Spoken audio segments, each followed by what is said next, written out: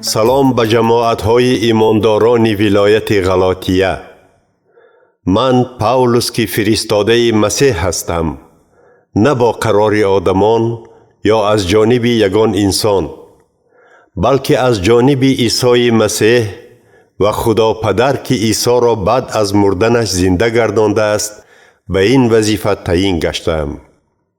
همچنین همه ایماندارانی که با من هستند و شما فیض و مهربانی و صلح و آسایشتگی خدا پدر و خداوندمان عیسی مسیح را خواهانیم. عیسی مسیح موافق خواست پدرمان خدا به خاطر گناههای ما خود را فدا کرد تا که ما را از این دنیای پلید آزاد نماید. با او شأن و شرف تا ابد باد. آمین. حیرانم که شما اینقدر زود از خدا که شما را با فیض و مهربانی مسیح دعوت کرده است روی گردانده به خوشخبری دیگر روی می آورید.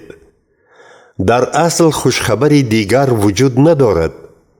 فقط بعضی کسان معنی شما را گرنگ می کنند و خوشخبری مسیح را تغییر دادنی هستند.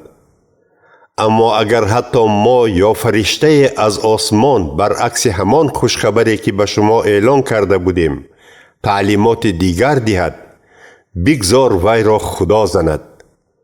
چنانه که ما الکی گفتیم، باز هم تکرار میکنم، لعنت به کسی که به شما خوشخبری دیگری از آن که قبول کرده اید اعلان نماید.